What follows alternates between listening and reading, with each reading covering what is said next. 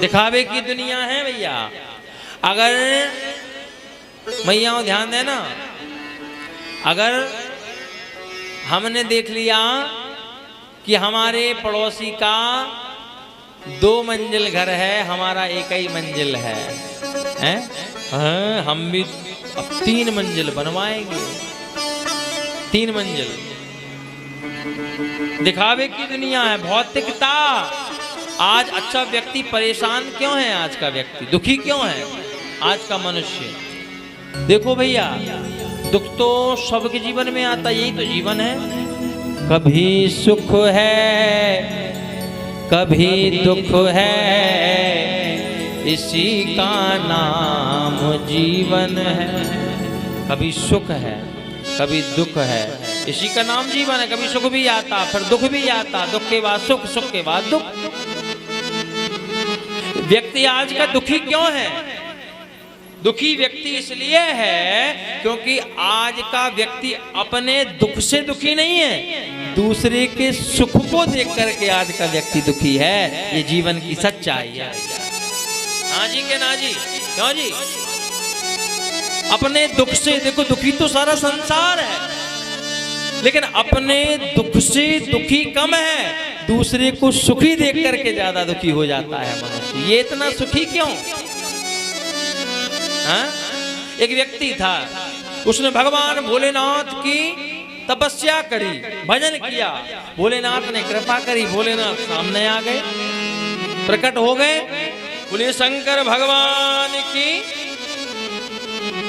भोलेनाथ प्रकट हो गए। भोलेनाथ ने कहा भैया बताओ क्या वरदान दें आपको, क्या चाहते हो?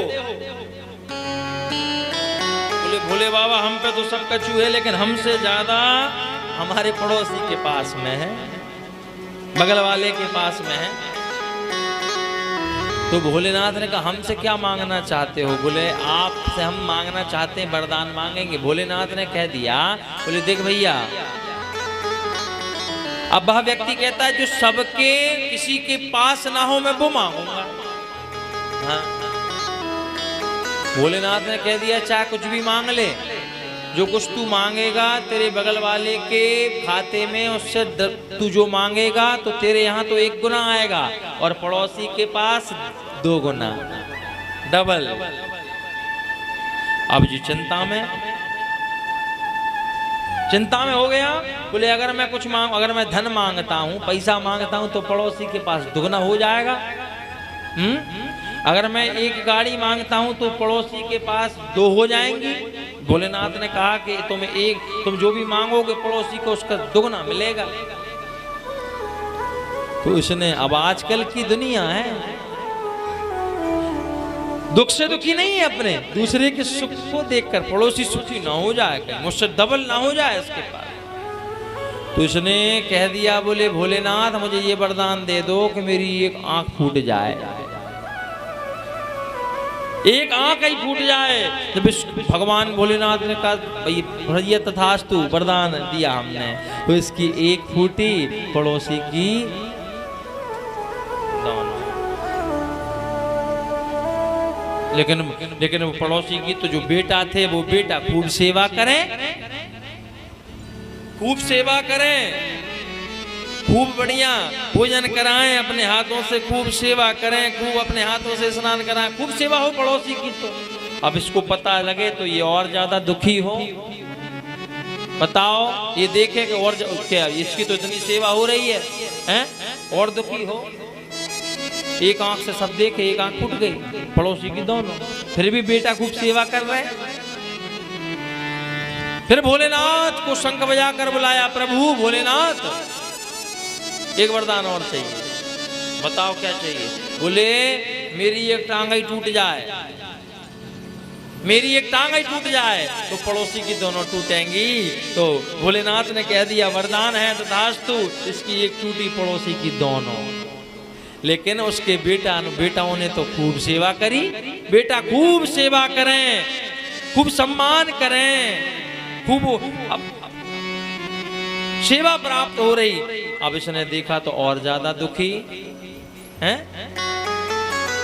मैंने तो इसका बुरा करना चाहा, लेकिन इसकी तो और ज्यादा सेवा कर रहे हैं, बेटे तो सुखी रह रहा है। इसका सुख तो खत्म ही नहीं हो रहा। व्यक्ति के दुख का कारण यही है कि अपने दुख से दुखी नहीं रहता, दूसरे के सुख को देख करके दुखी रहता है। हाँ जी कि ना जी? दूसरे के सुख को देख करके।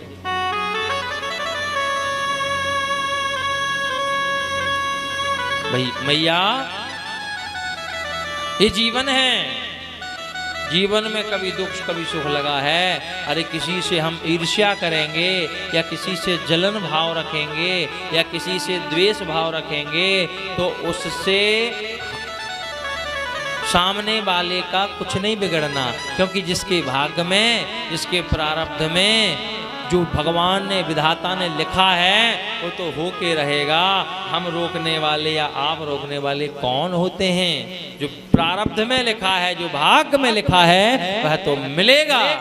इसलिए किसी से द्वेष मत रखो, किसी से ईर्ष्या मत रखो, आनंद से अपना जीवन प्रभु की भक्ति करते हुए निर्वहन करो।